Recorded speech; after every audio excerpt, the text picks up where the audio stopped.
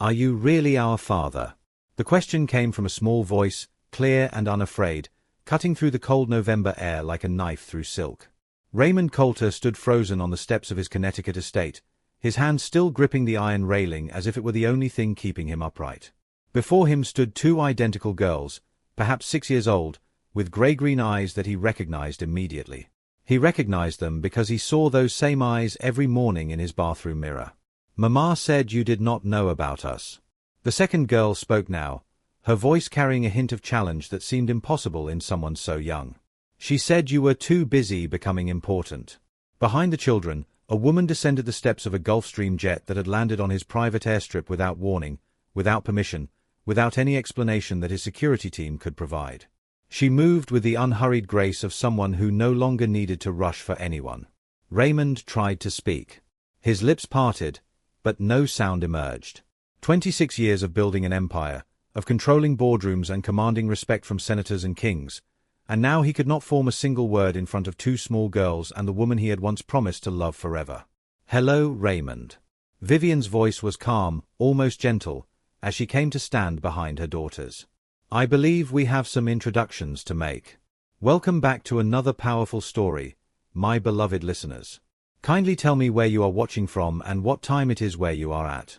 If you are new here, prepare for a story of betrayal, unexpected love, and what truly makes a family. Drop everything and listen closely. This tale of heartbreak and redemption might just change how you view love and family forever." The morning had begun with such certainty. Raymond had stood at the floor-to-ceiling windows of his study, watching the November sun spread gold across the 40 acres of his estate. The grounds crew was finishing the last of the autumn cleanup, raking leaves into precise piles that would be gone by the time his guests arrived. The catering trucks had pulled up the service drive an hour earlier, and he could hear the distant sounds of preparation from the kitchen wing. This would be his first Thanksgiving as Deirdre's husband. 8 months married, and still the word husband felt new on his tongue when he spoke it. She had wanted this gathering. Her family, his family, a proper blending of two prominent lineages into something that looked like unity. He had agreed because he had learned, over the decades, that certain battles were not worth fighting. A holiday dinner with the in-laws was a small price for the smooth functioning of a marriage that served both their interests well. His phone buzzed with a security alert. A car approaching the main gate. He glanced at the screen, expecting to see his sister Beatrice arriving early with her husband. Instead, the camera showed his mother's silver sedan. Constance Coulter was not supposed to arrive for another 2 hours. Raymond set down his coffee and made his way to the front entrance. By the time he reached the grand foyer, the door was already opening, and his mother was stepping inside with the help of her driver. At 86, Constance moved slowly, her cane tapping against the marble floor in a rhythm that had become as familiar to Raymond as his own heartbeat. But her eyes remained sharp, missing nothing, cataloguing everything. "Mother, you are early." Constance allowed her driver to help her out of her coat, then dismissed him with a nod. She did not answer Raymond's implied question. Instead, she looked around the foyer as if seeing it for the first time, though she had visited this house 100 times or more. "Where is Deirdre?" "Upstairs. Preparing." "Good." Constance turned her gaze to her son, and Raymond felt, as he sometimes still did, like a child being assessed for faults. "I wanted a moment with you before the others arrive." "Is something wrong?" Constance was quiet for a long moment. Then she shook her head, though the movement seemed less like denial and more like resignation. "I am simply an old woman who wanted to see her son." "Is that not reason enough?" Raymond accepted this explanation because it was easier than pressing further. He led his mother to the sitting room where the fire was already burning, helped her settle into her preferred chair by the window, and rang for tea. He did not notice the way her hands trembled slightly as she arranged her skirt. He did not see the way her eyes kept drifting toward the windows facing the private airstrip. He did not register these signs because he had long ago stopped looking closely at the people in his life. This was, perhaps, his greatest flaw. Though he would not understand that until much later. The house filled gradually over the next hour. Beatrice arrived with her husband Gerald, a literature professor who had never quite learned how to be comfortable in Raymond's presence. Their 2 grown children had sent regrets, caught up in their own lives on opposite coasts. Then came the Harwoods. Senator Harold Harwood, retired but still commanding in his bearing, with his wife Miriam on his arm. Deirdre's brother and his wife followed, their teenage children already absorbed in their phones. Deirdre descended the main staircase at precisely 11:30, dressed in cream cashmere and her grandmother's pearls, every inch the hostess this house had been waiting for since Raymond's second wife had passed away 3 years earlier. She greeted her family with practiced warmth, exchanged cool pleasantries with Constance, and began directing the flow of the gathering with the skill of someone who had been raised for exactly this purpose. Raymond watched her work. She was beautiful, there was no denying that. Intelligent, well-connected, perfectly suited to the life he had built. If their marriage lacked the passion of youth, well, he had learned long ago that passion was an unreliable foundation for anything meant to last. He was thinking these thoughts, comfortable in his certainty about the life he had constructed, when the security alert chimed on his phone again. He glanced at the notification, expecting another guest. What he saw made no sense. An aircraft was requesting permission to land on his private airstrip. A Gulfstream G700, tail number unfamiliar, registered to a company he did not recognize. Raymond stepped away from the gathering, moving toward the window that overlooked the back of the property. In the distance, he could already see it. A sleek white jet descending toward his runway, as assured in its approach as if it had every right to be there. He called his head of security. "Franklin, there is an aircraft landing on my strip. I did not authorize this. Sir, we are attempting to verify. The registration traces back to a holding company in Switzerland. The passenger manifest lists a Vivian Marsh and 2 minors." The name hit Raymond like a physical blow. Vivian. His first wife. The woman he had not seen or spoken to in 26 years. The woman he had worked very hard to never think about. Franklin's voice seemed to come from very far away. "Sir, should we have them turned away?" Raymond could not answer. Through the window, he watched the jet complete its landing, smooth and professional, and taxi toward the terminal building at the edge of his runway. "No." The word escaped him before he could consider it. "I will go myself." He was out the door before anyone could ask where he was going, moving across the grounds toward the airstrip with strides that ate up the distance. His heart was pounding in a way it had not pounded in decades. His mind was racing through possibilities, explanations, reasons why Vivian Marsh would appear at his home after all these years. He found no answers. Only questions, multiplying with every step. The jet's engines were winding down when he reached the airstrip. The door opened, and the stairs descended with mechanical precision. A flight attendant appeared first, stepping aside to allow the passengers to exit. And then there was Vivian. She was not the woman he had left behind. The Vivian he remembered had been 29 years old, soft-spoken, a textile designer with paint under her fingernails and dreams she could never quite articulate. She had been beautiful in an unassuming way, the kind of beauty that revealed itself slowly, over time, rather than announcing itself from across a room. This Vivian was something else entirely. She moved down the aircraft stairs with the easy confidence of someone who had long ago stopped needing permission to exist in any space she chose to occupy. Her clothing was simple but clearly expensive, the kind of understated elegance that only significant wealth could achieve. Her hair, once long and often tangled, was now cut in a sophisticated style that framed a face that had aged with grace. But it was not Vivian herself that stopped Raymond's breath in his throat. It was the 2 small figures who appeared behind her, holding hands as they navigated the stairs with a careful concentration of children determined to prove they could manage without help. Twin girls. Identical in every way. With grey-green eyes that Raymond saw every day in his own reflection. The world seemed to narrow to a single point. The sounds of the estate, the wind, the distant voices of his guests, all of it faded to nothing. There was only this moment, this impossible moment, and the question that one of the girls asked in a voice that carried clearly across the tarmac. "Are you really our father? Mama said you did not know about us. She said you were too busy becoming important." Raymond gripped the railing so hard his knuckles went white. "Vivian." The word scraped out of his throat raw and broken. "What is this? How could you not tell me?"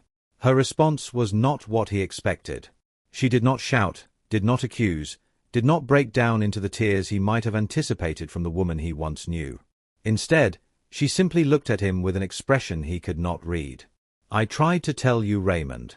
Her voice was calm, almost gentle. "I tried more than once. But you were very thorough about leaving your old life behind." Before he could respond, Before he could process or argue or defend himself, he heard footsteps behind him. Heels on the gravel path. He turned to see Deirdre approaching, her cream cashmere bright against the grey November landscape. Raymond. Her voice carried a note of confusion, perhaps alarm. What is happening? Who are these people? Raymond looked at his new wife, then at his former wife, then at the two small girls who were watching this exchange with the alert eyes of children who had learned to read adult tension. He had no words. For perhaps the first time in his adult life, Raymond Coulter had absolutely nothing to say. The next hour passed in a blur of introductions and explanations and barely concealed shock. Deirdre's face had gone pale when she learned who Vivian was. Paler still when the truth about the children became clear. She had excused herself to speak with her father, and Raymond had caught fragments of their urgent conversation from across the foyer. Senator Harwood's voice low and controlled, Deirdre's responses clipped and strained. Constance had surprised everyone. When she had seen the twins, she had not recoiled or demanded explanations. Instead, she had lowered herself carefully to their level, her old knees protesting the movement, and looked at them with an expression that Raymond had not seen on her face in years. I have waited a very long time to meet you. Her voice was soft, meant only for the children. Welcome home. The twins had looked up at their mother for permission or reassurance.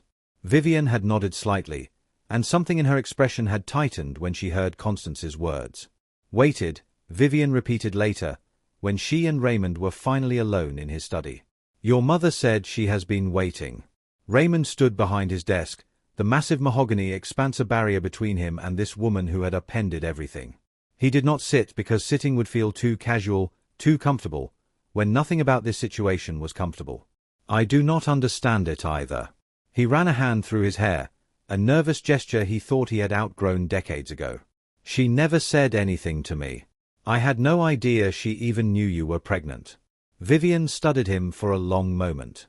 She had taken a seat in the leather chair facing his desk, her posture straight but not stiff, the posture of someone who had learned to be at ease in rooms designed to intimidate.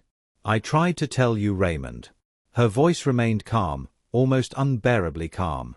The day after I confirmed the pregnancy. I called your phone. Left a voicemail asking you to call me back, that it was important. I changed my number.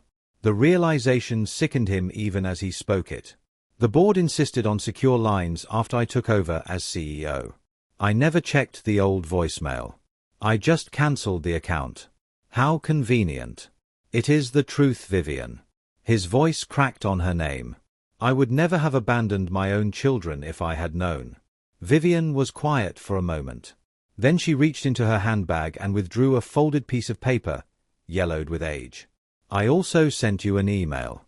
To your personal account, the one we used when we were together. And when that bounced back as undeliverable, I wrote you a letter. I sent it to your office. I never received any letter. I know. She unfolded the paper, looked at it briefly, then looked back at him. So I sent another one. To your mother's address. The house where you grew up. Raymond felt something cold settle in his stomach. To my mother. Yes. 3 weeks after the first letter went unanswered. I thought perhaps it had been lost in the mail. Or perhaps you simply needed time. So I wrote again, explained everything, and sent it to the only address I was certain would reach you eventually. She held up the paper. This is not that letter. This is a copy I kept. But I can tell you what the original said, Raymond. I can recite it from memory if you would like. Because I spent weeks writing it, choosing every word, trying to find a way to tell you that we had created life together, and that despite everything, I believed you deserved to know. Raymond's legs felt weak. He lowered himself into his chair, no longer caring about maintaining any kind of position. My mother received a letter from you. Yes. 26 years ago. Yes. And she never told me. Vivian set the paper on his desk, sliding it across the polished surface toward him. I do not know what happened to that letter, Raymond. I only know that I never received a response. From anyone. And after months of silence, I stopped believing that any of you wanted to know. Raymond stared at the copy of a letter he had never seen, written by a woman he had abandoned, about children he had not known existed until an hour ago. His hands trembled as he reached for it. You could have tried harder. The words sounded hollow even as he spoke them. Come to find me in person. Demanded an answer. Vivian's expression did not change, but something in her eyes shifted. Something cold and old and long since calcified into acceptance. I could have. She agreed.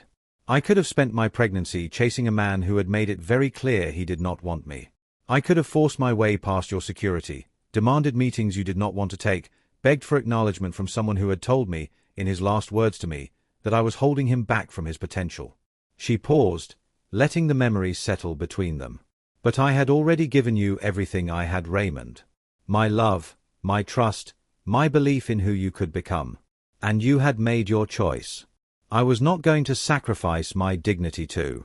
The silence that followed was suffocating. Raymond read the letter in his hands. It was brief, more brief than he might have expected. Vivian's words from 26 years ago, explaining that she was pregnant, that she understood if he did not want to be involved, but that she believed he deserved the opportunity to choose. There was no anger in the letter. No accusations. Just a quiet offering of truth, extended across the distance he had created, waiting for a response that never came. When he looked up, Vivian was watching him with an expression he finally recognized. It was not hatred or resentment or even sadness. It was something worse. It was indifference. The settled, peaceful indifference of someone who had grieved, healed, and moved entirely beyond the need for his acknowledgement. Why now? He asked the question, though he was not sure he wanted the answer. Why come here, after all this time? Vivian stood, moving to the window that overlooked his immaculate grounds. She was silent for a long moment, watching something in the distance. Because Rosemary and Violet are 6 years old now, and they have started asking questions I cannot answer alone. She did not turn around. Who their father is. Why he has never been part of their lives. Whether he even knows they exist. What have you told them? The truth. Or as much of it as they can understand. That their father and I loved each other once. That we grew apart. That he has a different life now, far away from us. That none of what happened is their fault. Raymond felt something crack open in his chest. A pain he had not known he was capable of feeling anymore. They think I abandoned them. Now Vivian turned. Her face was calm, but her voice carried a new edge. They do not think anything about you, Raymond. They have no frame of reference for what a father is supposed to be. They know only what I have shown them. That family is the people who stay. That love is demonstrated through presence, not words. That they are complete exactly as they are, with or without you. The blow landed precisely where she had aimed it. Raymond felt his carefully constructed world, his certainties and justifications and comfortable narratives, begin to crumble around him. He had not abandoned his children. He had not even known they existed. But he had created the conditions that made that ignorance possible. He had built walls so high and so complete that even a letter from the woman carrying his children could not penetrate them. The distinction, he was beginning to understand, might not matter as much as he wanted it to. Dinner that evening was an exercise in barely contained chaos. The original guest list had assumed a gathering of 12. Now they were 14, with 2 small children requiring special seating and a former wife who should not have been there at all. Deirdre had retreated to her room for most of the afternoon, emerging only when the dinner hour approached.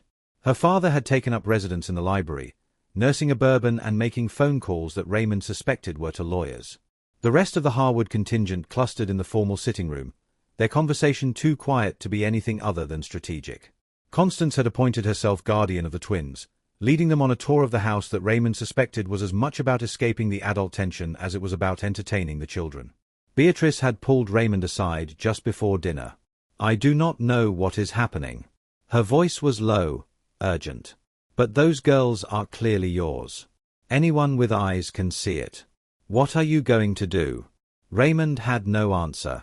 At the dinner table, the twins sat between their mother and their new grandmother, a seating arrangement that Constance had engineered over Deirdre's visible objection. Raymond took his place at the head of the table, looking down the long expanse of white linen and crystal at a gathering that no longer resembled anything he had planned. Shall we say grace? Deirdre's voice was brittle, her hostess training asserting itself despite the circumstances. The prayer was brief, spoken by Senator Harwood with the practiced solemnity of a man accustomed to public speaking. Raymond barely heard the words. He was watching his daughters, these strangers who carried his bloodline, as they bowed their heads with the uncertain mimicry of children encountering unfamiliar rituals. When the prayer ended, serving dishes began their circuit around the table. Conversation emerged in awkward fits and starts. The Harwood family spoke among themselves in undertones. Beatrice and Gerald asked Vivian polite questions about her work, her home, her life overseas. Raymond learned, in fragments, what Vivian had built in the years since their divorce. Her textile design work had evolved into something larger. A sustainable luxury fashion company, headquartered in Milan with offices in London and Tokyo. The jet that had delivered her to his doorstep belonged to a client, a technology billionaire who insisted she use it for personal travel. She employed over 200 people. Her designs had been featured in museums. The company she had built from nothing was valued, by conservative estimates, at over $1 billion. Raymond listened to these details and felt something he had not expected. Not jealousy, exactly. Not resentment. Something more complicated. He had left her because he believed she would hold him back. Because her gentle dreams and quiet ambitions seemed incompatible with the empire he intended to build. Because he had convinced himself that success required the surgical removal of anything that did not serve his goals. And she had built her own empire anyway. Without him. Despite him. The irony was not lost on him. Across the table, Deirdre's knife scraped against her plate with unnecessary force. Raymond caught her eye and saw something that might have been warning. Or might have been farewell. "This is a lovely home." Vivian addressed the comment to Constance, perhaps the only person at the table with whom she felt any genuine connection. "How long have you been visiting here?" "Since Raymond bought it." Constance's voice carried a note that Raymond could not quite identify. 15 years now. Though it feels longer some days. "Do you live nearby?" "About an hour away. In the house where Raymond grew up. It has too many rooms for just me, but I cannot bring myself to leave it. Too many memories." One of the twins, Rosemary, looked up from her plate with sudden interest. "You have a house where our father grew up." "I do, sweetheart." Constance smiled at the girl, and Raymond saw something ease in her ancient face. "Perhaps you would like to see it someday. There are photographs of your father when he was your age. He was quite troublesome." "Mother." Raymond's voice carried a warning he did not entirely mean. "What?" Constance's innocence was entirely feigned. "I am simply telling my granddaughters the truth. You were a handful. Always asking questions, always taking things apart to see how they worked. You drove your father to distraction." The mention of Raymond's father sent a ripple around the table. Senator Harwood looked up from his plate. Deirdre's brother exchanged a glance with his wife. Raymond's father had been dead for 27 years. He had died the year before Raymond divorced Vivian. The two events were not unconnected, though Raymond had never spoken of the connection to anyone. "Your father." Violet's voice piped up, the twin who seemed less cautious than her sister. "Is that our grandfather?" "He was." Constance's voice softened. "He passed away before you were born. But he would have loved you very much. He always wanted grandchildren." The silence that followed was heavy with implication. Constance had not looked at Raymond when she spoke, but the accusation landed anyway. Raymond had denied his father grandchildren by denying his own daughters. The mathematics were inescapable. "I think." Deirdre stood abruptly, her chair scraping against the floor. "I think I need some air." She left the dining room without waiting for a response. After a moment, her father followed. Raymond watched them go. He should follow, he knew. Should attempt to explain, to comfort, to salvage something of the marriage that was unraveling before his eyes. But he could not make himself move.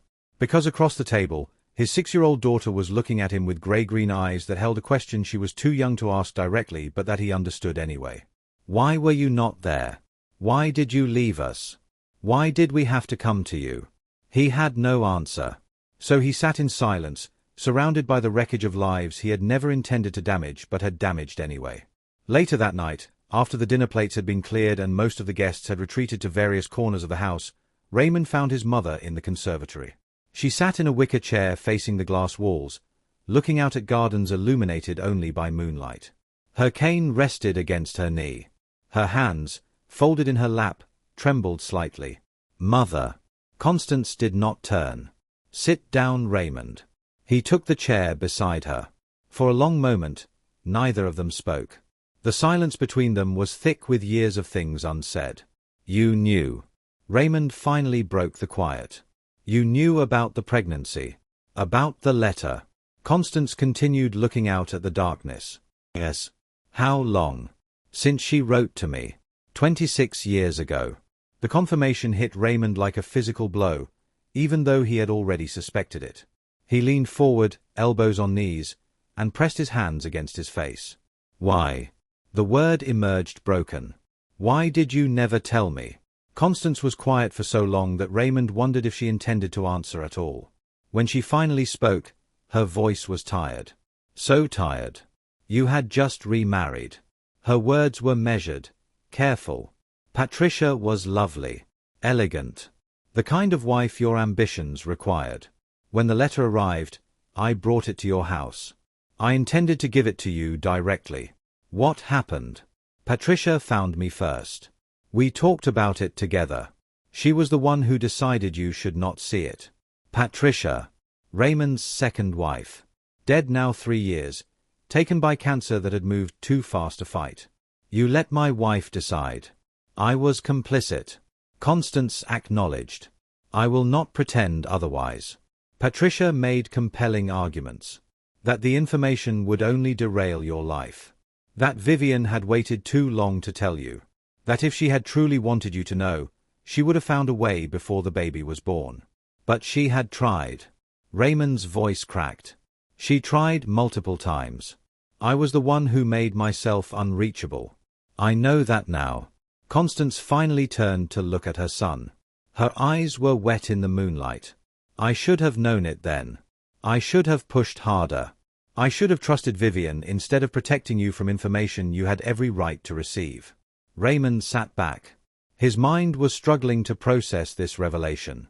His mother and his second wife had conspired to keep him from knowing about his children. 2 women he had trusted absolutely, making decisions about his life without his knowledge or consent. He wanted to be angry.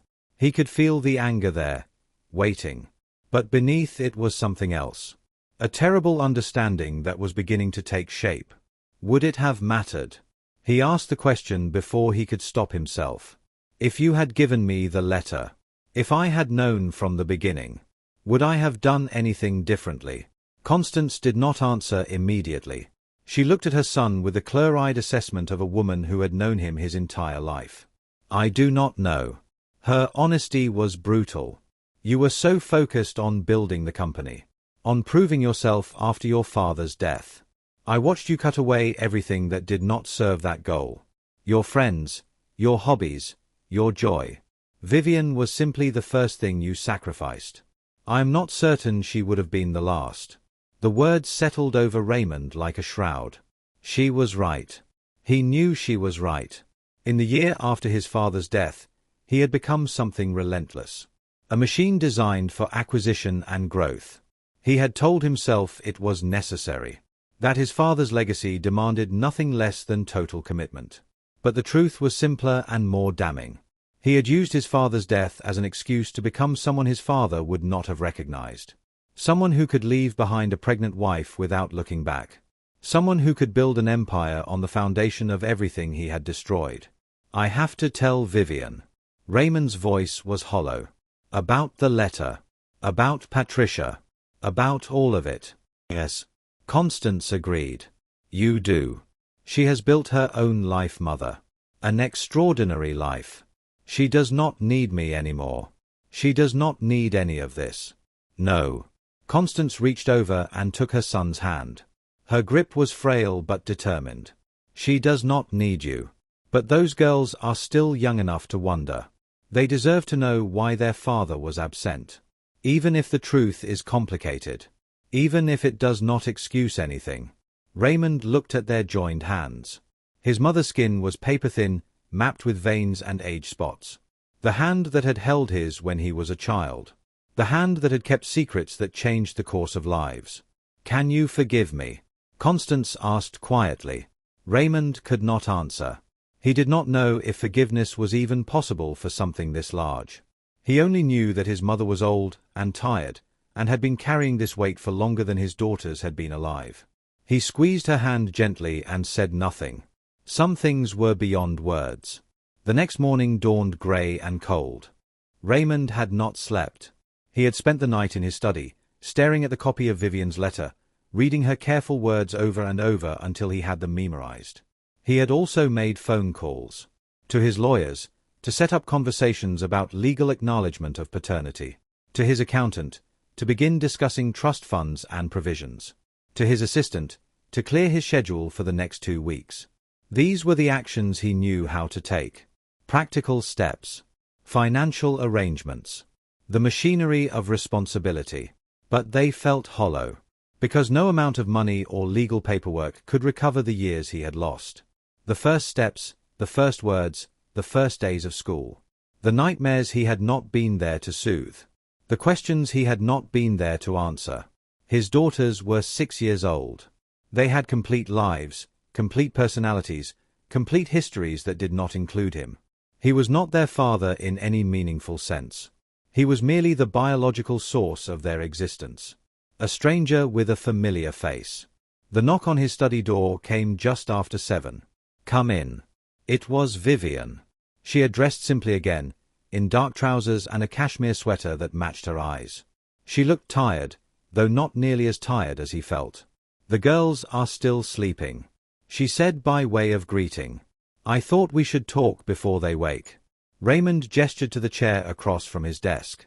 She shook her head. "I would rather stand." He understood. Sitting across from him would put her in the position of supplicant. And Vivian had not come here to ask for anything. Very well. He stood as well, moving from behind the desk to face her with nothing between them. "There is something I need to tell you." He told her about his conversation with Constance. About the letter that had arrived and been intercepted. About the decision made by his second wife, ratified by his mother's silence. Vivian listened without interrupting. Her expression remained carefully neutral, though he saw something flicker in her eyes when he mentioned Patricia's name. When he finished, the silence stretched between them. "So the letter arrived," Vivian finally said. "It reached your family. And they chose not to tell you." "Yes." "Your mother. And your wife." "Yes." Vivian turned away, walking to the window. She stood there for a long moment, looking out at the grey morning sky. "I'm not sure if that makes it better or worse." Her voice was soft, almost to herself. "For years, I believed my letters had simply been lost. Swallowed by bureaucracy or bad addresses. I could accept that. It was impersonal. No one's fault. But now you know someone read it." Raymond's voice was rough. "And chose to keep it from me. Now I know that your family made a decision. That my daughter's existence was discussed and weighed and found to be inconvenient. That someone sat down and calculated that keeping you ignorant was preferable to telling you the truth." She turned to face him again. Her calm was cracking now, showing edges of something older and sharper beneath. "You say you would have been there if you had known. But your mother was not sure that was true. And she knew you better than anyone. What does that tell you, Raymond? What does it say about the man you were that even your own mother doubted whether you would choose your children?" The question landed like a blade between his ribs. He had no defense. Because his mother had been right to doubt. Because even now, he could not say with certainty what he would have done 26 years ago if the letter had reached him. Would he have welcomed the news? Or would he have seen it as another obstacle to his ambitions? Another complication to be managed? Another problem to be solved? He did not know. And not knowing was perhaps the worst answer of all. "I cannot change the past." His voice was barely above a whisper. "I can only ask what happens now." Vivian studied him for a long moment. Whatever she saw in his face seemed to soften something in her. "What happens now is that I'm going to take my daughters back to Milan. They have school next week. They have lives that do not include you." Raymond felt something in his chest constrict.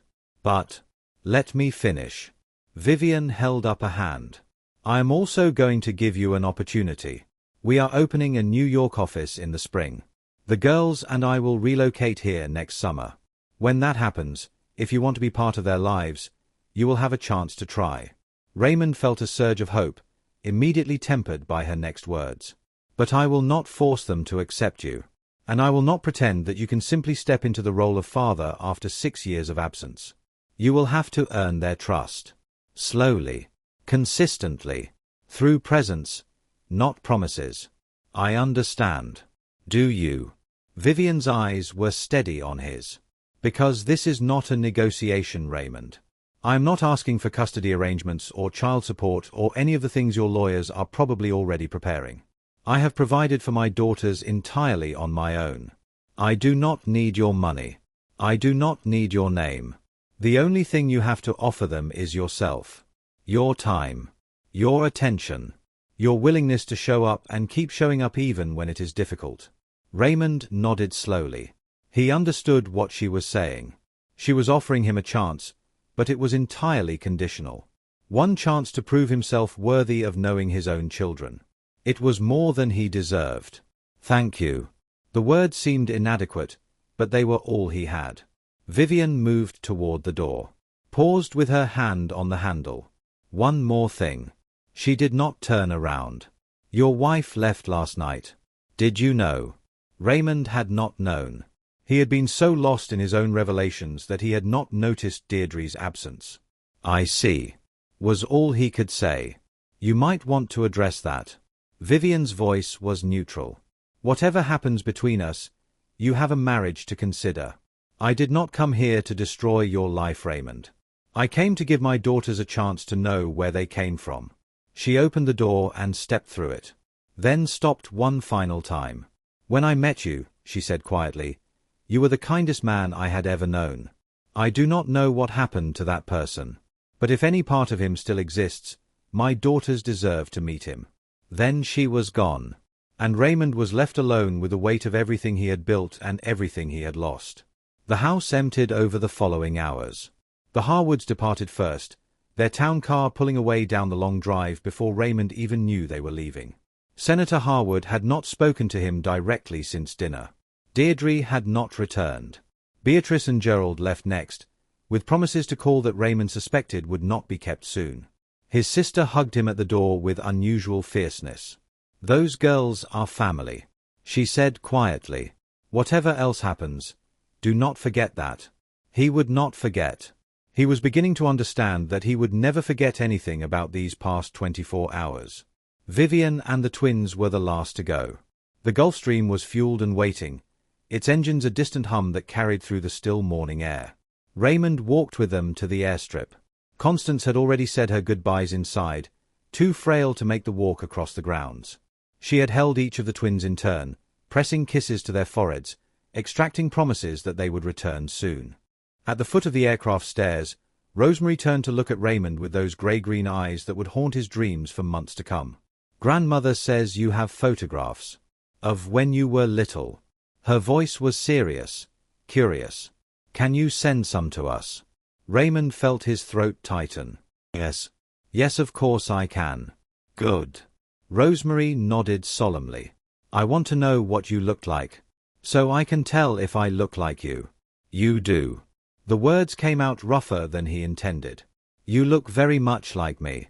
Rosemary considered this information. Then decided. I will decide if that is good or not after I see the photographs.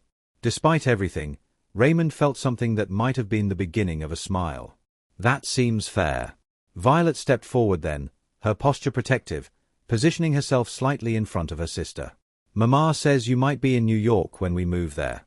Her voice was challenging, the voice of a child who had learned early to guard against disappointment. She says you might want to see us. I do want to see you. Raymond met her challenge without flinching. Very much. Violet studied him with an assessment far too sophisticated for her years. Mama also says people promise things they do not mean. That you have to watch what they do, not what they say. Your mother is very wise. I know.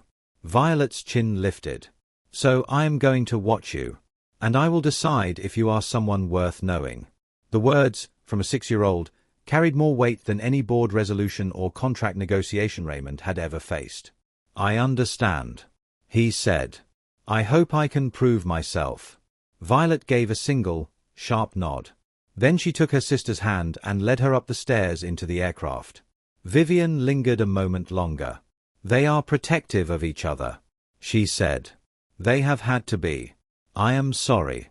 The apology felt useless, but he had to say it. For everything. For the man I was. For the choices I made. For the years I was not there. Vivian looked at him with an expression he could not read. Sorry is just a word, Raymond. It only matters if behavior changes. I am not the one you need to convince. She gestured toward the aircraft. They are. She turned and ascended the stairs without looking back. The door closed behind her with a soft click of finality. Raymond stood on the tarmac as the engines powered up, as the aircraft taxied toward the runway, as it lifted into the grey November sky and banked eastward toward an ocean and a continent and a life that had continued without him. He watched until the jet was nothing but a speck against the clouds. Then he stood there longer still, in the cold, in the silence, surrounded by acres of property that suddenly felt empty. He had built an empire. He had accumulated wealth beyond imagining. He had married well, twice, and constructed a life that others envied. And none of it meant anything. Because somewhere over the Atlantic, flying away from him at 500 miles per hour, were two small girls with his eyes who had never known their father. Two girls who were willing to give him a chance he did not deserve. Two girls whose mother had built her own empire out of the rubble he had left behind. Vivian's last words echoed in his mind. Sorry is just a word. It only matters if behavior changes. For 26 years, Raymond Coulter had been a man of words. Persuasive words, powerful words, words that closed deals and opened doors and shaped the world to his specifications. But words would not rebuild what he had broken. Words would not convince two 6-year-olds that he was worthy of their trust. Words would not repair a marriage that was crumbling, or heal the decades of silence with his mother, or give him back the years he had lost. Only actions could do that. Consistent, daily, unremarkable actions. Showing up when he said he would. Being present when it was inconvenient. Choosing his daughters over his ambitions again and again, until they believed he meant it. It would be the hardest thing he had ever done. He was not at all sure he was capable of it. But as he stood there on the empty tarmac, watching the sky where the jet had disappeared, he made himself a promise. Not aloud, because he had learned that spoken promises meant nothing. But silently, in the quiet of his own heart. He would try. For Rosemary and Violet, he would try to become the man their mother remembered. The man he had been before ambition had consumed him.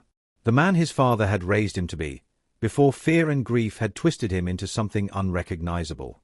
He did not know if it was possible.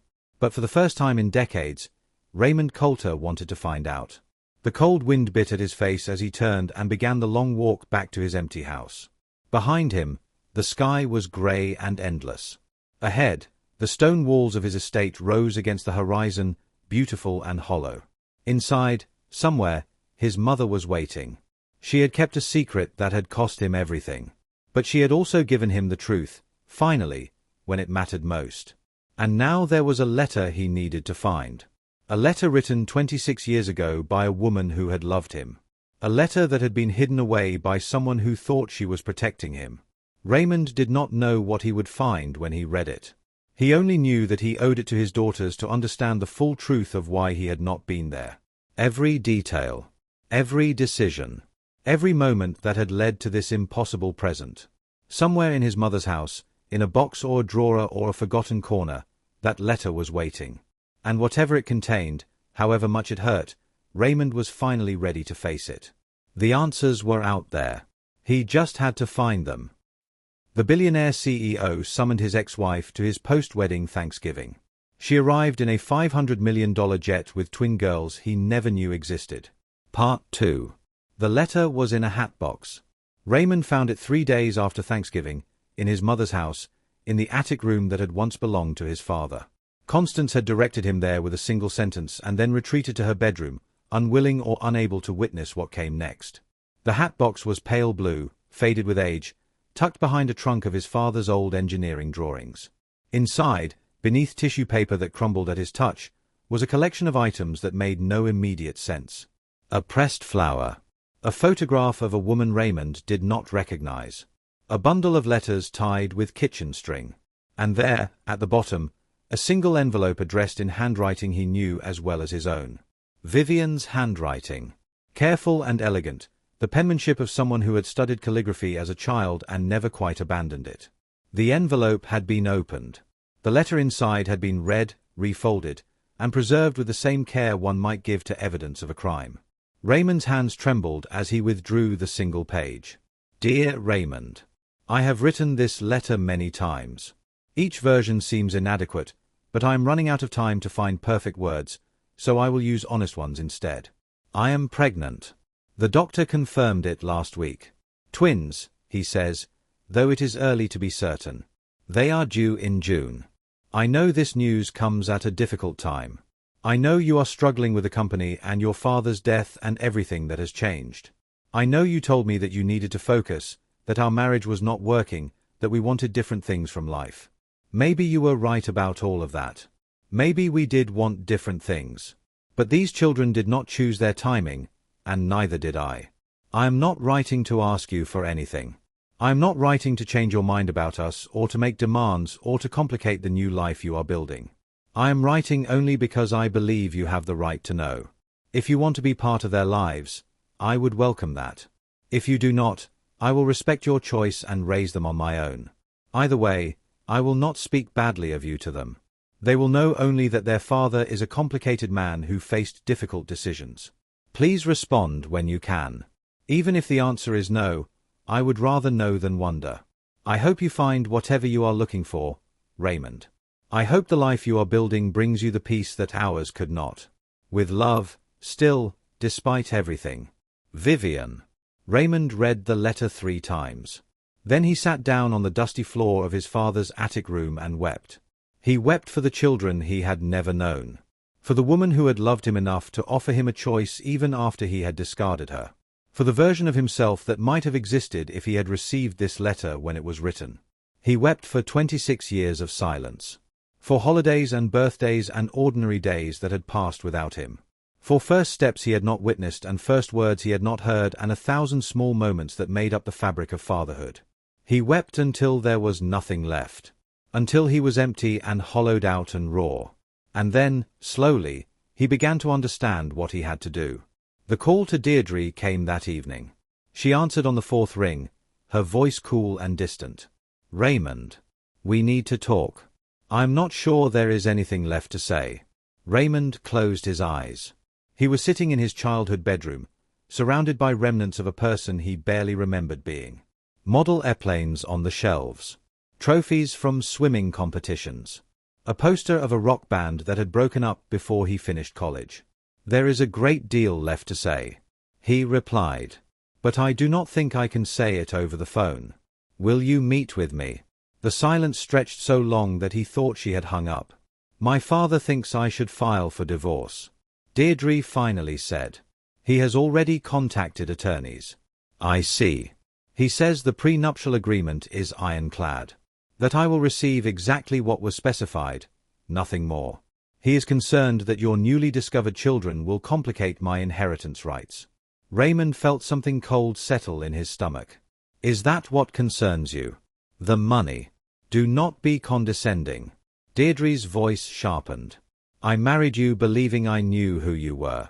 I married you believing that your past was truly past. I married you believing that when you said there were no children, no complications, no loose ends, you were telling the truth. I was telling the truth. Raymond said quietly. I did not know about the twins. I did not know about any of it. But you knew about Vivian. You knew there was a woman before me who mattered enough to marry. And you never spoke her name. Not once in 2 years of courtship. Not once in 8 months of marriage. You compartmentalized her so completely that you might as well have erased her from existence. Raymond could not argue. It was true. All of it was true. I need to show you something. He said instead. A letter. One I only just found. Will you come to my mother's house tomorrow? Why should I? Because you deserve to understand the full truth. Because whatever you decide about us, you should make that decision with complete information. Because I owe you that much, even if I have failed you in every other way. Another long silence. Fine, Deirdre said at last. Tomorrow. But I am bringing my father. Raymond accepted this condition. He had no right to refuse. They arrived at noon. Constance had made tea and arranged the formal sitting room with the rigid propriety of her generation. She greeted Senator Harwood with cool courtesy and Deirdre with something that might have been sympathy. Raymond handed his wife the letter without preamble. She read it in silence.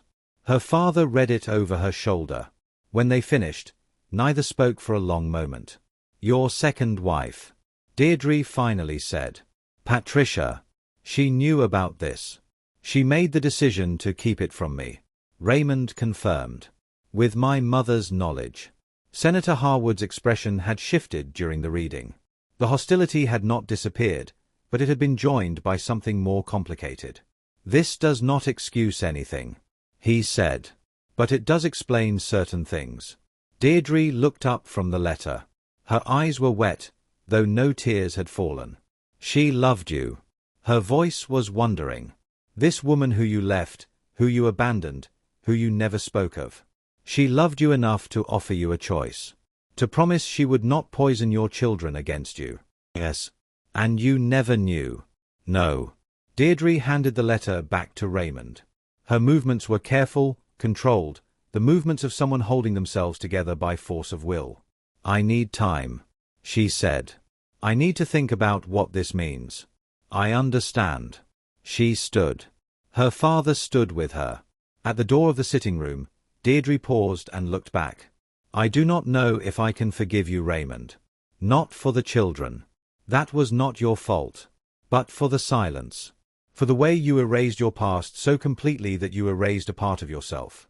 For making me fall in love with a man who apparently does not exist. He exists, Raymond said quietly. He is just buried very deep. Deirdre shook her head. Then find him. Dig him out. Become someone worth knowing again. And maybe, when you do, we can talk about whether there is anything left to save. She left without another word. Her father followed, pausing only to give Raymond a look that contained equal parts warning and something that might have been reluctant respect. The door closed behind them. Constance, who had been silent throughout the exchange, finally spoke. That went better than I expected. Raymond sank into the nearest chair. The exhaustion of the past few days was catching up with him. She is thinking about giving me another chance. Perhaps. Constance's voice was measured. Or perhaps she is simply gathering information before she makes her decision. What is the difference? Hope. His mother replied. The difference is hope. The weeks that followed were the longest of Raymond's life. Deirdre remained at her father's apartment in the city. She communicated through lawyers and occasional text messages, brief and businesslike. The divorce papers were drawn up but not yet filed. She was waiting, Raymond understood, to see what he would do. He threw himself into the work of becoming a different person. He hired a therapist, something he had always dismissed as self-indulgent. Twice a week, he sat in an office in Midtown Manhattan and talked about his father's death, his first marriage, the walls he had built and the people he had locked out. The therapist was a woman in her 60s named Dr. Reeves. She did not let him deflect or rationalize or explain away his choices. She made him sit with the discomfort of who he had been. You speak of your ambition as if it were a separate entity, she observed during their third session. As if it operated independently of your choices. It felt that way sometimes. But it was not. She pressed. You made decisions. Every day, you made decisions about what mattered and what did not. About who deserved your time and who could be discarded. Those were your choices, Raymond. Not your ambitions. Yours. He had no response to that. Because she was right. He also began writing letters. Not to send, not yet. Just to practice putting his thoughts into words that were not designed to persuade or manipulate or win. Letters to his daughters, describing who he was and who he hoped to become. Letters to Vivian, apologizing for things he was only now beginning to understand. Letters to his father, dead 27 years, trying to explain how grief had twisted him into someone unrecognizable. The letters accumulated in a drawer in his study. Pages and pages of handwritten confession. A record of a man slowly excavating himself from beneath the rubble of his own success. And then, in early January, his phone rang. It was Vivian. "The girls have been asking about you." Her voice was neutral, giving nothing away. "They want to know if you are going to send the photographs you promised." Raymond had forgotten. In the chaos of the past weeks, the simple promise he had made to Rosemary had slipped his mind.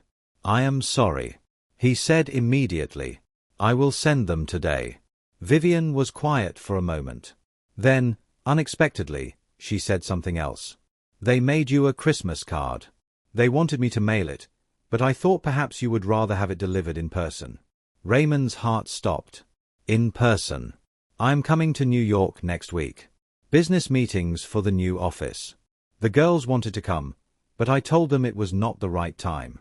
I could bring the card with me if you want. I would like that very much." The meeting was arranged for the following Thursday, at a restaurant in Tribeca that Vivian had chosen. Neutral ground, Raymond understood. Somewhere public, where emotions would be kept in check.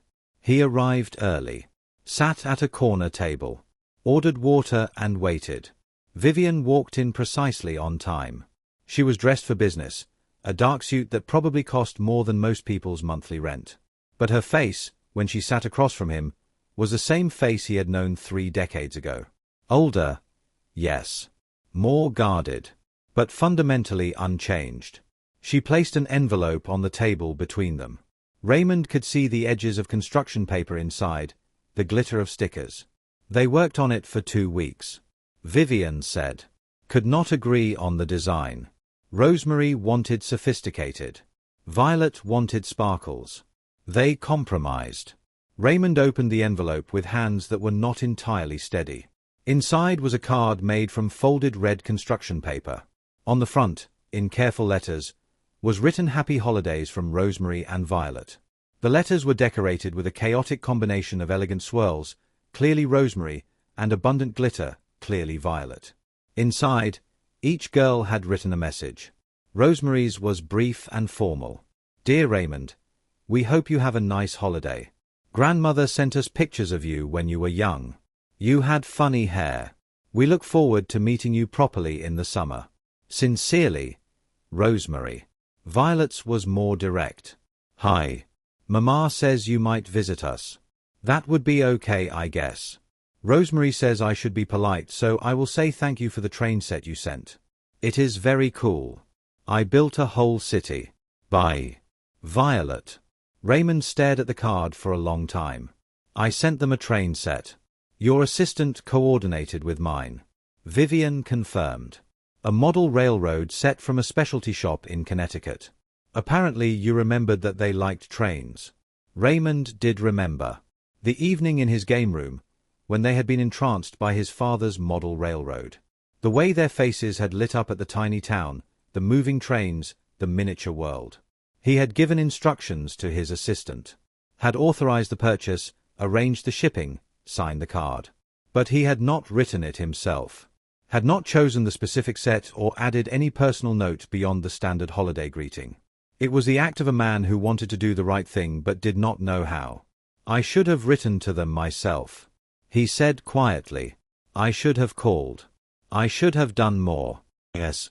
Vivian agreed. You should have. But you sent something, which is more than I expected. That is a low bar. It is. But it is also where we are starting from. The waiter arrived to take their order. Vivian asked for coffee. Raymond, still unsettled, ordered the same. When they were alone again, he took a breath. I found the letter. The original one. My mother had kept it all these years. Vivian's expression did not change. I assumed she had. I read it. And Raymond looked at the woman across from him. The woman he had promised to love and protect. The woman he had discarded in pursuit of something that now seemed hollow beyond measure. And I finally understood what I threw away. Vivian was quiet for a long moment. When she spoke, her voice was careful. I stopped waiting for you to understand a long time ago, Raymond. I had to. The grief would have consumed me otherwise. So I made a choice. I chose to build a life without you. To raise our daughters without bitterness. To move forward without looking back. She paused, considering her next words. But I would be lying if I said there was not a small part of me that hoped, someday, you would see it. Would understand what you had given up. Would feel some fraction of what I felt when you walked away. Raymond nodded slowly. He understood. In her position, he would have wanted the same thing. I feel it now, he said. Every day. Every hour. It is the first thing I think about when I wake up and the last thing I think about before I sleep. The years I missed. The children I did not know. The person I might have been if I had made different choices. He stopped, struggling to find words that were adequate. I know I cannot undo any of it. I know apologies are just words. I know that you and the girls have built beautiful lives without me, and that I have no right to expect a place in those lives now. But I want to try, Vivian. I want to be better than I was. I want to be someone my daughters can respect, even if they never fully forgive me. Vivian studied him across the table.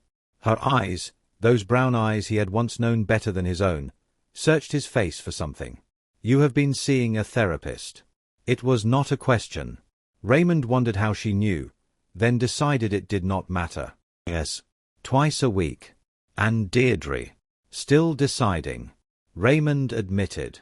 I do not blame her. I married her under false pretenses. Not deliberately, but the effect was the same. You married her believing your past was buried. I married her believing I was a man without complications. A man who had built himself from nothing. I told myself the story so many times that I forgot it was a lie. Vivian's expression softened slightly. Just slightly. That is more self-awareness than I expected from you. I have had a great deal of time to think. The coffee arrived. They sat in silence while the waiter arranged cups and saucers, poured from a silver pot, offered cream and sugar. When they were alone again, Vivian spoke. I came here intending to deliver the card and leave. To keep this brief and businesslike. To protect myself from hoping for too much. And now I am not sure what I intend. She wrapped her hands around her coffee cup, though she did not drink. The girls talk about you more than I expected. They ask questions I cannot answer. They are curious about this father they have never known, and that curiosity is stronger than I anticipated. Is that a good thing? I do not know yet. Vivian met his eyes. You could hurt them, Raymond. Very easily. If you promise to be present and then disappear. If you make commitments you cannot keep. If you treat them the way you treated me, as someone to be set aside when they become inconvenient. I will not. You cannot promise that. You do not know what you are capable of. She held up a hand to forestall his protest. I am not saying this to be cruel. I am saying it because I know you. I knew you when you were 24 and full of dreams, and I knew you when you were 32 and full of ambition, and I have watched from a distance as you became one of the most powerful men in the country. I have seen who you are when you are challenged, when you are pressured, when you have to choose between what is right and what is expedient. She paused. You do not always choose right. Raymond absorbed this. It stung, but he could not argue with it. So what do you suggest? Small steps. Vivian said. Slow and consistent. When we move to New York in the summer, we can arrange visits. Brief ones at first. Supervised. I need to see how you interact with them before I trust you with more. That is fair. It is not about fairness. It is about protecting my daughters. They are the only people in this situation who did nothing wrong. They did not choose to be born into this mess. They do not deserve to suffer for your mistakes or mine. Raymond nodded. He thought about the promises he had made to himself on the tarmac after they left. The vow to try, to show up, to be consistent. Whatever you think is best. He said finally. I will follow your lead. Vivian looked at him for a long moment. Then, surprisingly, she smiled. That is a good start. The months that followed were a kind of purgatory. Raymond continued his therapy. He continued writing letters he did not send. He continued the slow, painful work of examining his life and finding it wanting. Deirdre filed for divorce in February. The papers arrived at his office on a Tuesday afternoon, delivered by a courier who had no idea what the envelope contained.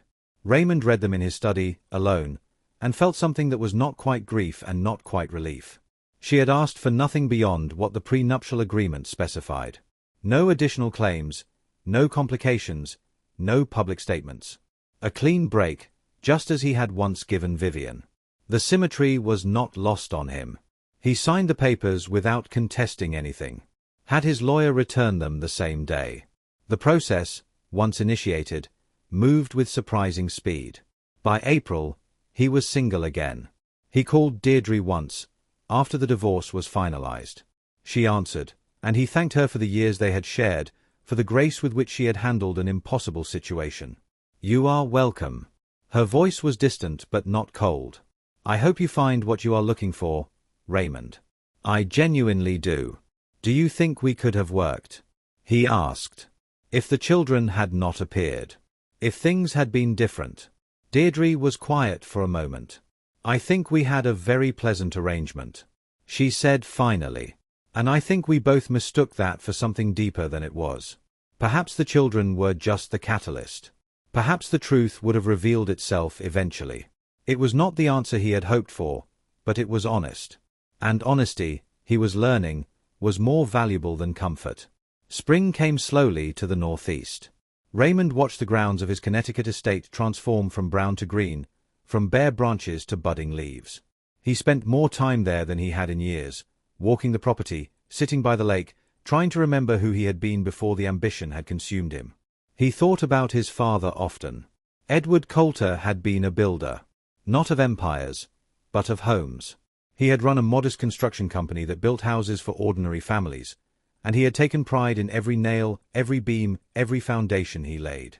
Raymond had grown up watching his father work. Had learned the value of craftsmanship, of attention to detail, of doing things right even when no one was watching. But somewhere along the way, he had forgotten those lessons. Had convinced himself that scale mattered more than substance. That bigger was always better. His father would not have recognized the man he had become. But perhaps, Raymond thought, it was not too late to become someone his father would have recognized. Someone worthy of the name he carried. In May, Vivian sent word that the New York office was ahead of schedule. She and the girls would be arriving in June, a month earlier than planned. They had found an apartment in Tribeca, near the new office, and the girls were enrolled in a school that would begin in September. The news sent Raymond into a flurry of preparation. He met with Dr. Reeves more frequently, working through his anxiety about the upcoming visits. He researched activities that might interest 6-year-old girls. He had his Connecticut estate inspected for child safety issues he had never thought about before. And he wrote, finally, a letter that he intended to send. It was addressed to Rosemary and Violet. It was 3 pages long, and it had taken him 2 weeks to compose. He told them about himself. Not the billionaire CEO, not the powerful businessman, but the boy he had been. The son of a builder who had grown up learning to work with his hands. The young man who had fallen in love with their mother at a university party, enchanted by her quiet intelligence and gentle dreams. He told them about their grandfather, Edward, who had died before they were born but who would have loved them fiercely. About their grandmother, Constance, who had made mistakes but who already adored them with everything she had left. He told them about the trains in his game room, and the boats on his lake, and the horses in his stable. About the tree in the back garden where he had built a fort as a child, and the meadow where fireflies gathered on summer nights. And he told them, in the simplest words he could find, that he was sorry. That he had not known about them, but that ignorance was not an excuse. That he had failed their mother, and through that failure, had failed them. That he intended to spend the rest of his life trying to make amends, if they would allow him. He sent the letter 3 days before their arrival. He did not know if it would matter. Did not know if words on paper could bridge 26 years of absence. But it was all he had to offer, and so he offered it. The day they arrived, Raymond was at the airport. Vivian had told him not to come. Had suggested that the transition would be easier if the girls had time to settle into their new home before seeing him. But he had asked, and she had relented, and so he stood at the arrivals gate of JFK with a bouquet of sunflowers that suddenly seemed foolish. They came through the doors together. Vivian first, looking tired from the long flight. Then the twins, each pulling a small rolling suitcase decorated with stickers. They had grown in the months since Thanksgiving. The difference was subtle but unmistakable. They were taller, their faces slightly thinner, their movements more coordinated. Children changed so quickly. He had missed so much of that change. Rosemary saw him first. She stopped walking, and her sister stopped beside her. They exchanged a look that carried an entire conversation. Then, to Raymond's astonishment, Rosemary walked toward him. She stopped a few feet away, looked up at him with those grey-green eyes that were so much like his own. "We got your letter." Her voice was serious, formal, but not unfriendly. "Mama read it to us." "Did you?" "Yes." Rosemary considered her next words carefully. "You said you built a fort in a tree." "I did." "Is it still there?" Raymond thought about the old oak in the back garden. The wooden platform he had constructed with his father when he was 8. The rope ladder that had rotted away years ago. "The platform is still there," he said. "But it needs repairs. I thought maybe, if you were interested, we could fix it together." Rosemary's eyes widened slightly. "Fix it together? I could teach you. The way my father taught me. If you wanted." A long moment passed. Then Rosemary turned to look at her sister. Violet came forward more slowly, her posture still guarded. But she was looking at him differently than she had at Thanksgiving. Not with trust, not yet. But with something that might become trust, given time. "I want to see the trains again," she announced. "And the horses. And the lake. You can see all of those things. And the fireflies." Violet added. "You said there were fireflies." "In the summer," Raymond confirmed. "On warm nights. They light up the meadow like stars." Violet considered this information. Then, apparently satisfied, she nodded. "Okay," she said. "You can try." It was not forgiveness. It was not acceptance. But it was permission. Permission to try. Permission to prove himself. Permission to become, perhaps, the father he had never been. Raymond looked over the girls' heads at Vivian, who had been watching this exchange with an expression he could not read. "Thank you," he mouthed silently. She nodded once. Then she moved forward to collect her daughters. "We should go," she said. "The apartment is waiting. And we all need rest." Raymond stepped back, allowing them to pass. But Rosemary paused beside him. "Your letter was nice," she said quietly. "It made Mama cry." Before Raymond could respond, she had moved on, following her mother toward the exit. He stood there for a long moment, watching them go. The woman he had lost. The daughters he had never known. The family that might, someday, include him. Then he picked up the sunflowers he had dropped and followed at a respectful distance. The first visit was scheduled for the following Saturday. Raymond had prepared obsessively. Had the tree platform inspected and reinforced. Had the train room cleaned and organized. Had the horses groomed and the stable made immaculate. Vivian brought the girls at 10 in the morning. She stayed for the first hour, watching from a distance as Raymond showed them around the property. The twins were curious but cautious. They asked questions about the house, about the grounds, about the objects they encountered. Raymond answered everything honestly, even when the honest answer reflected poorly on him. "Is this your bed?" Rosemary asked, when they peeked into the master suite. "It is now," Raymond replied. "But it used to be empty. I did not live here much before. I was always working." "Why?" He thought about how to explain workaholism to a 6-year-old. "Because I forgot what was important," he said finally. "I thought building my company was the most important thing. I was wrong." "What is the most important thing?" "People," Raymond replied without hesitation. "The people you love. Family." Rosemary considered this. Then she nodded solemnly, as if filing the information away for future reference. Violet was less interested in philosophy and more interested in action. "Can we see the horses now?" she demanded, tugging at his sleeve. They spent an hour at the stable.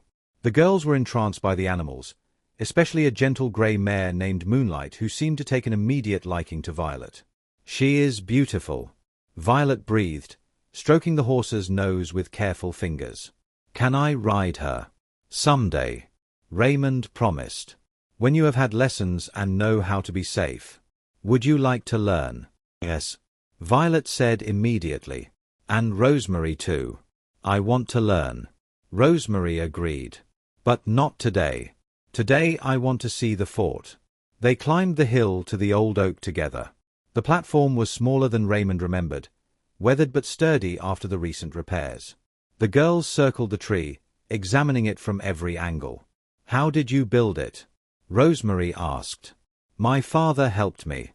Raymond explained. He was a builder. He knew how to make things that lasted. What was he like? Raymond sat down on the grass beneath the tree. The girls joined him, one on each side.